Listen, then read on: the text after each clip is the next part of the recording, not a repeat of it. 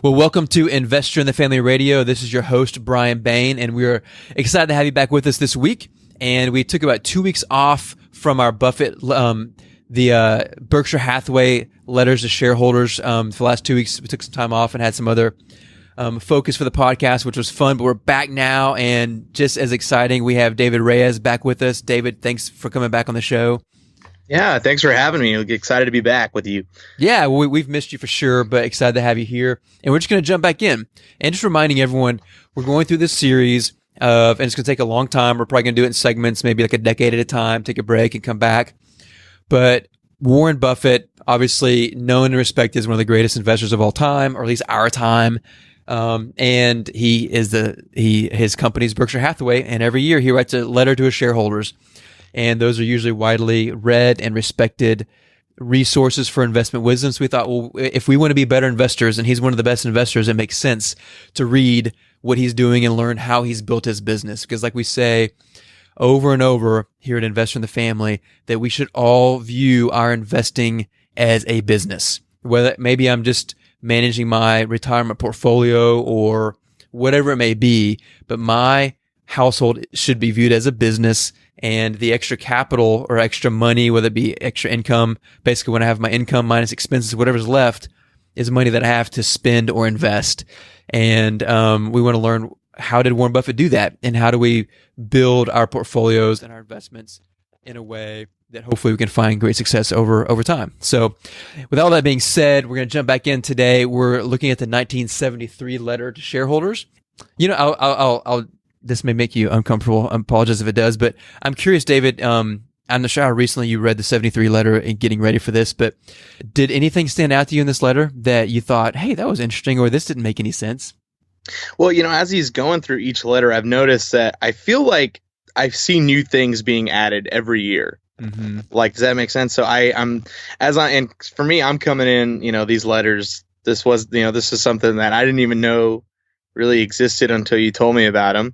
But as I was going through it, I'm like, okay, each year it looks like there's a different company or different something that he's talking through. He's still kind of talking about the insurance stuff. He's still talking about the banking operations. But I'm like, oh, here's a new thing. Here's something new. So it's definitely cool to see that from what I can tell, that things are growing by this point. Things are moving from, the other letters previously. So am I on the right track there? Yeah, no, for sure. Okay. And that's where it does help having context. Once you start reading back at this 1965 letter and move forward, it just gives a context for each successive letter to see, what's building and why is he referring to this thing and what is that? But if you read from the beginning, you kind of are starting that journey with him, which again, I've enjoyed so much, and hopefully our listeners have as well, because it shows how did Warren Buffett build his business? And so we can say, okay, how can we also manage our business, aka our household, and then build that and then successive investments moving forward. Yeah, and so let's jumping into the 1973 letter. He starts out in saying, management's objective is to achieve a return on capital over the long term, which averages somewhat higher than that of American industry generally.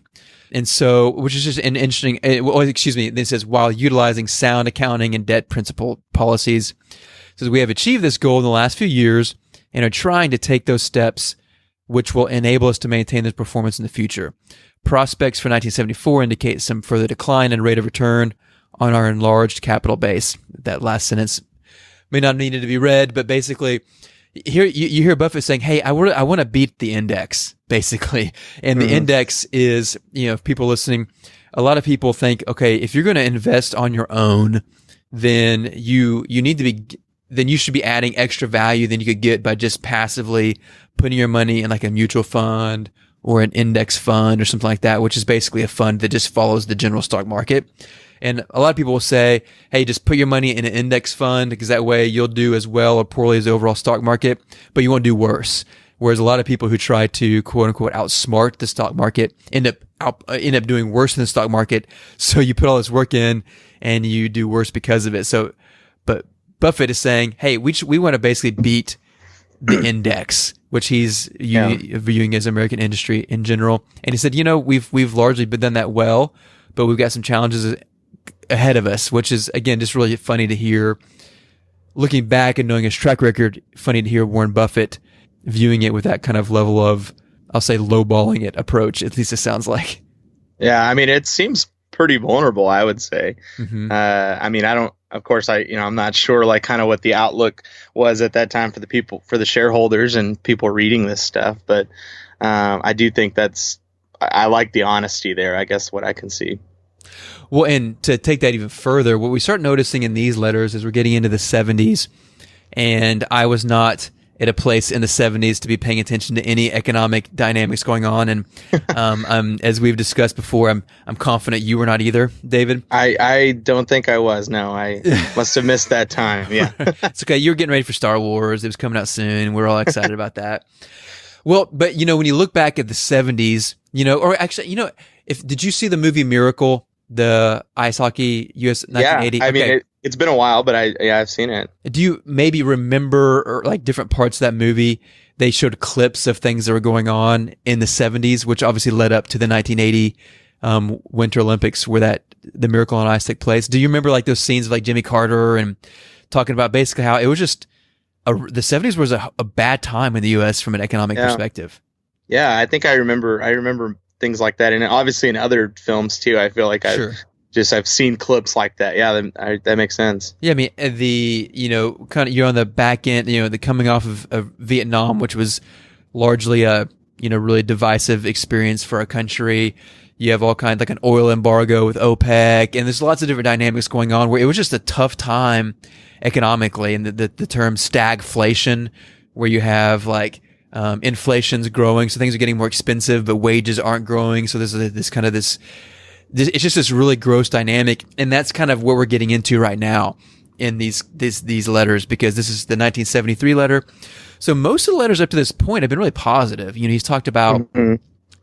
I mean, there's been negative stuff regarding to the textile industry, because the industry as a whole was struggling. But, insurance stuff that they brought in was doing amazing. Banking was doing great. And now we're getting into this point where it's like, okay, we're having difficulties with the, our underwriting experience for our insurance company and stuff like that, which is kind of the first time that's happening. And which for me is a reminder that every business and investment will have slow or even down years. And we need to be careful not to make the mistake of abandoning ship for greener pastures. Right now, this is May of 2018. We're in the middle of earnings season. So companies are reporting how well they did financially in the first quarter of 2018. And, people inevitably, companies are always going to try to make the earnings sound as best they possibly can, even if it means using creative accounting to do so, because they know, man, if we don't meet expectations, people are going to pile on us. This stock is probably going to take a big hit. And it's again, because as investors, we forget this idea that every business and investment and industry is going to have down periods. And we have to remember that. And in a few weeks, we'll talk about, the 1975 letter is kind of like a 10-year anniversary letter for Buffett coming into the company. And he does some reflecting a little bit, which is really fun. I think the 74 and 75 letter, he starts talking about those dynamics a little bit in terms of dealing with fluctuations in his own investments and stuff like that. So it's fun to see that, hey, Buffett had down years. Like, he made investments that had down periods, but you look at the long term, you stick with it, and you move through. But again, like you said, he was honest about that, and we need to be honest about it too, but not jump ship because of it.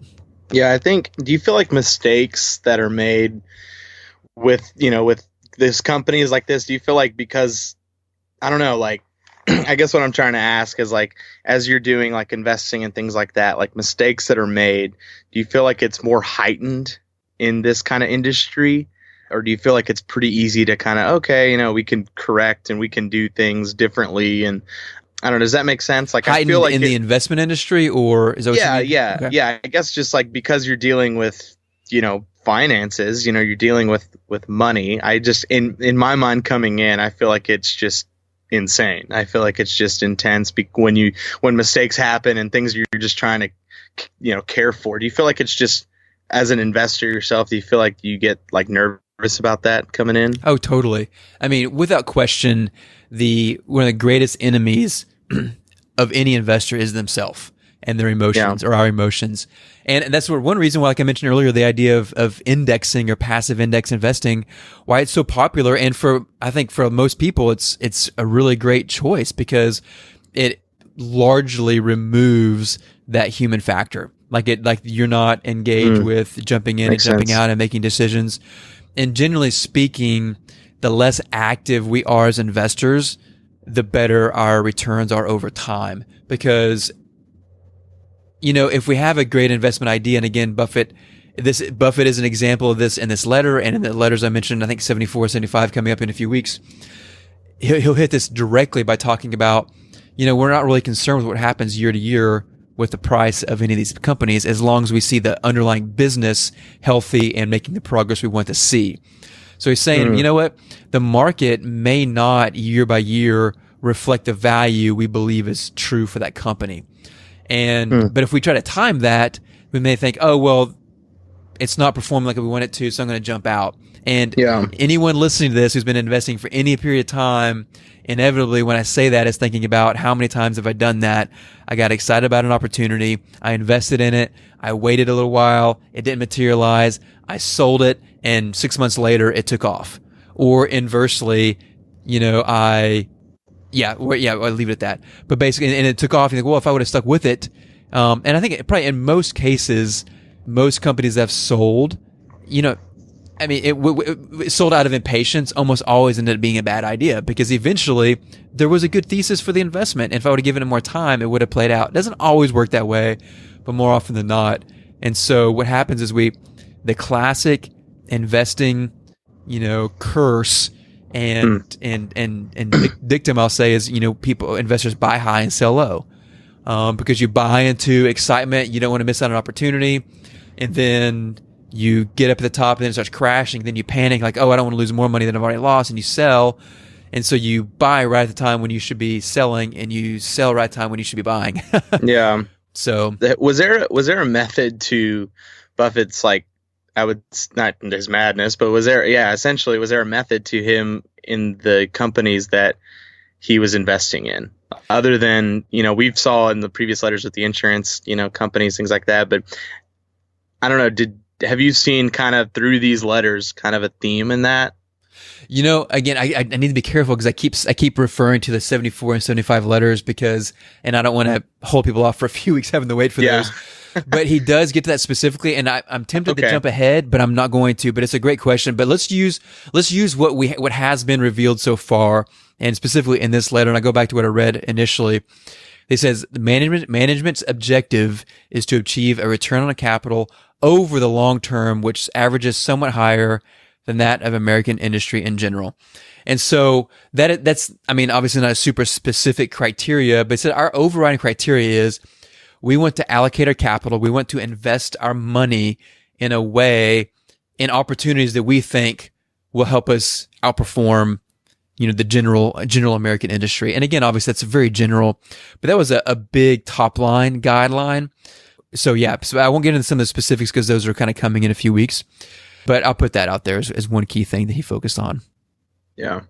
Do you feel like it's him really focusing? I could really tell, focusing on over the long term, and you kind of what you're saying, jump in, jump out. It's really easy to. Do you feel like it's like in a lot of investment opportunities, do you feel like it's like you're having to look at the light at the end of the tunnel, or you're having a hard time finding the light at the end of the tunnel with this stuff? Absolutely. Because again, one of the challenges is we as investors, it's hard to do a lot of work to research an opportunity, put money into that opportunity, make an investment in it, and then just sit for 5 years. Yeah. That's hard, you know? Yeah. And especially because, probably most DIY investors try to invest their own money. One, they want to get good results, obviously, but there's some level of it where I think that you enjoy it. You enjoy the process of investing, finding opportunities, making opportunities. And since you enjoy it, you're going to be more involved in it. So you're reading more things, looking at more things, and inevitably, it's hard to be really involved, read a lot, study a lot, and then do nothing about it. And so inevitably, over time, you think, gosh, man, I've been sitting in this for a year or 2 years and it hasn't really performed like I want it to. and I'm spending this time researching this other opportunity that I'm really excited about, but I don't have money to use for it right now to apply to that opportunity. Maybe I should sell the other thing. So you get into that. That's just one scenario. You get into that dynamic, and you start kind of again underwriting your initial thesis and stuff and then you end up selling an opportunity that was a great opportunity, and you just got bored or you got impatient, which is, I think you would talk about greed and fear are two big enemies of investors, and they are. But I almost like saying the impatience is actually probably a greater enemy, because if you have proper patience, you can then deflect your fear and greed appropriately and identify it and then not act on it. But with impatience, you kind of just dive in. So I feel like those are good elements to, I guess, be reminded of, for people that are coming into this industry or just coming in as, like you said, DIY investors, to really kind of think through the ramifications that are going to happen as you go through process like this. You're going to really it's kind of because you have that emotional side of things as well, but you have this rational side of things that you're dealing with at the same time. So I feel like it's kind of this, I don't know, I guess, what would you say the best way to just dive into that is just knowing that, hey, this is what's going to happen. You're in it for the long game, or just to try different things, try to invest in different things early on, or I don't know, what would you say in that regard? Great question. And it is challenging, because if it's like, well, you have to learn somehow, and it's usually learning by doing is one of the best things you can do, but you can do a lot of damage, lose a lot of money by learning by doing with investing. And so, obviously, like we always say, and there's always a disclaimer at the end of the podcast talking about you have to make your own decisions and stuff like that. But generally speaking, I think if someone's trying to get into investing, I'd say there's wisdom to I'd say a 90-10 approach. And that ratio can be any other configuration you want it to be. But basically, put 90% of your money kind of quote unquote out of your reach. And that doesn't mean you can't, manage it yourself, but maybe you put that in a passive index fund or something like that. That's very kind of just generally follows the market, it follows the S&P 500 or something like that. So basically that's going to do whatever the overall stock market's going to do. If the stock market's up, if it's down, that's what that's going to do. So basically you're just going to kind of follow along with what's happening overall. And then you have maybe 10% of your money that you are going to then manage directly. And you can kind of view that as that 10% then becomes your 100% portfolio that you're managing. And then you research opportunities and then, make some investments and kind of learn by doing in that way. Yeah. Yeah. Well, that is a smart, that's the only thing I think about is kind of when I'm going through some of this stuff. I kind of just look, I'm like, man, it's nerve wracking to kind of jump in, because you're just like, well, I don't want to start something and it's just terrible, and then I never want to do it again. But you want to start it well, but at the same time, it's you get this you never start because you're just constantly thinking about this and making mistakes and things like that. So that was the only reason I was asking. Well, but it's a great question, and honestly, I like to talk about with this podcast, for example. The way I see it is, and we talked about this offline a little bit, I think, honestly, one of my goals in the podcast is to have fun. I want us to have fun, and I want learning about investing to be fun. I want it to be enjoyable for our listeners, obviously. And that's kind of the enjoyment part, but really an underwriting dynamic behind that is I kind of view this, what should I say? I have the phrase in mind, like an investment chiropractor, and I don't go to a chiropractor and never actually have, but the whole idea is you go and you get ongoing adjustments to kind of keep your body aligned and right and stuff. And, Buffett talks about this isn't in this letter, but in general, he said before, really all you need to be a successful investor, you don't have to be brilliant or have some great edge, but you need to have a worthwhile plan for your investment.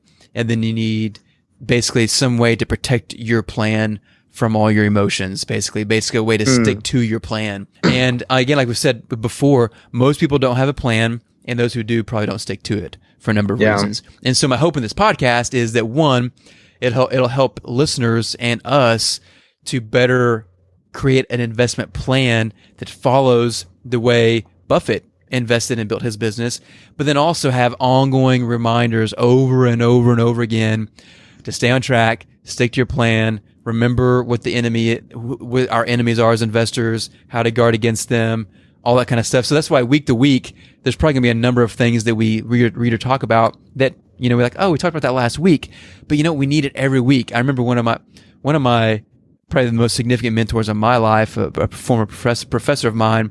I remember when I was in grad school, I would seriously spend almost an hour a week in his office. Some semesters, at least an hour a week, and for about 3 years or so.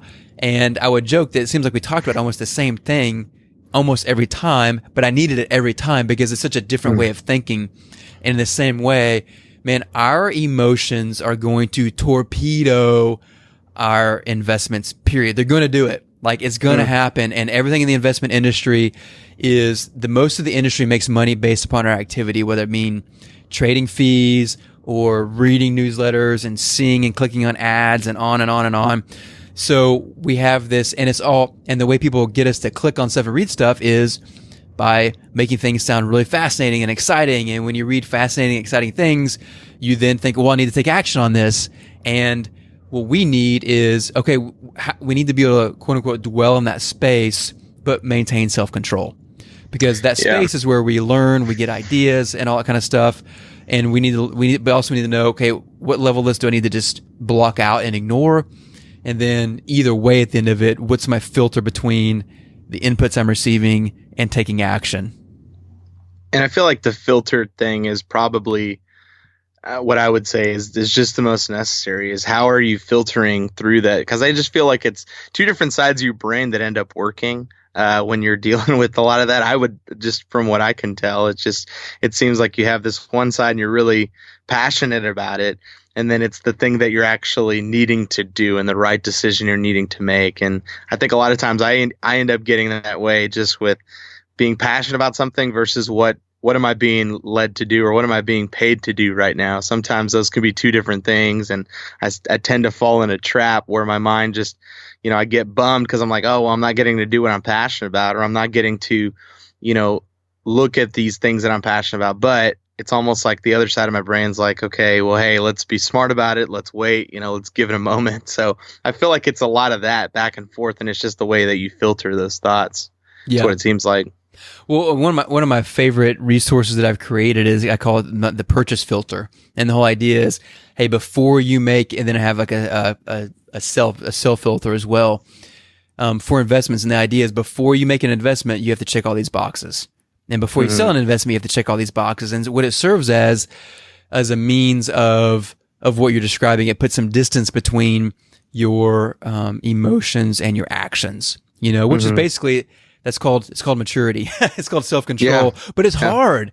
I have made more mistakes investing than I want to acknowledge, as I know most people listening have as well, because of not being disciplined in that dynamic. Yeah, it's, hey, the first step, right, is just to admit you have a problem, right? I mean, so I feel like it not only works in AA, it works in every other aspect too, I think. You know what? Hey man, you're right. You're right. Because I mean, another huge problem with investing is pride and arrogance. We think we know more than we do. We think we don't need this help because really, and I'm totally talking to myself right now. Me not working to create a good investment plan is just pride and arrogance, or laziness, combination of the above. It's thinking, I don't need that. I can do it without it. And then down the road, you think, man, I wish I would have done that 10 years ago. How much heartache would that have saved me? And hey, I don't need a filter for my purchases and sales because you're saying like, hey, I don't need that. And it's like, well, that's why so many DIY investors do so poorly, and so many professional investors do so poorly. Like, professional investors have these exact same problems. The difference is they spend more time on it than we do. And a lot of them end up having bad results as well. They succumb to the same temptations as we do.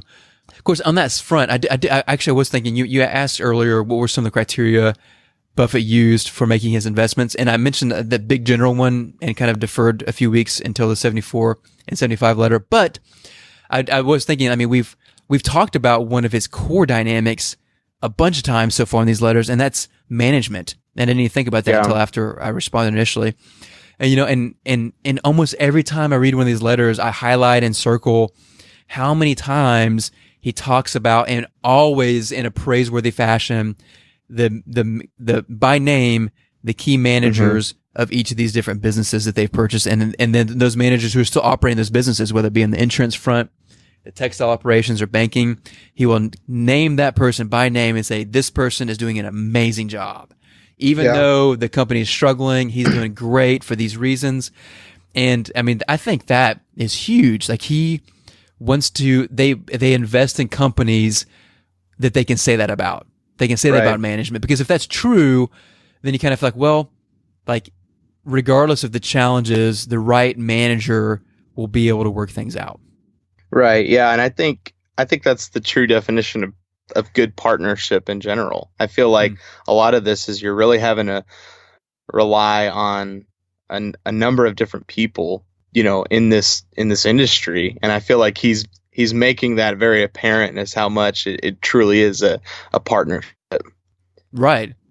Well, yeah, and how much he relies on other people. Like Warren Buffett is not sitting up in some ivory tower in Omaha, because they don't exist, but he could build one if he wanted to. And he doesn't sit up there and be like, have these buttons where he's controlling all of his businesses.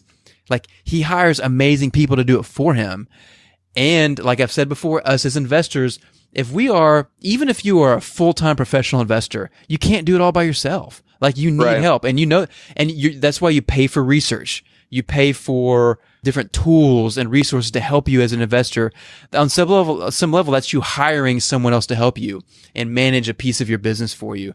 And especially as retail or non-professional investors, man, we have to have help, in my opinion. I mean, there's I'm sure an occasional, unicorn investor out there that maybe does it all by themselves. But honestly, I would dispute whether that's true, to be honest, because everyone reads other people's research, relies on help. And so my question for us is, who have we hired? Who do we need to hire to help us with our investments? Maybe it's a research newsletter or something else like that.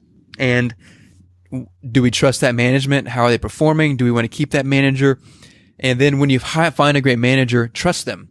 And like Buffett trusts these guys to run these businesses, and we should also trust the managers that we hire to guide us in our investments as well.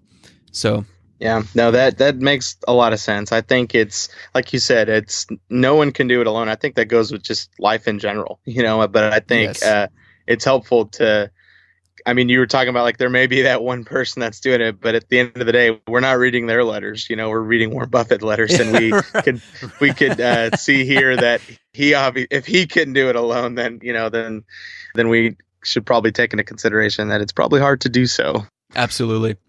Well, and just again, to wrap things up with this week's letter is, and just the kind of the thing we've been talking about is, again, my hope with these podcasts is it'll be a continual renewal and reminder for all of us to the importance of these basics. It's kind of like, if you've learned an instrument before, you learn your scales and it's really boring, no one enjoys it. But when you learn your scales well, then you can play music really well later on, or learning the basics moves in a dance. It's boring getting your feet right, but once you do, you can do great stuff later on. And I think this podcast, my hope is it'll serve as an ongoing reminder of us of the basics and fundamentals that we're going to be constantly tempted to drift from, that we need to stick to over time, which will be one of the huge keys in our long-term investing success. So with that said, thank you, everyone. Thank you, David.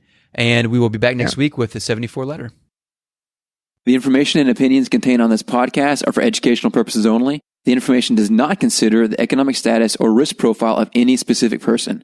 The information and opinions expressed should not be construed as investment trading advice and does not constitute an offer or an invitation to make an offer to buy and sell securities.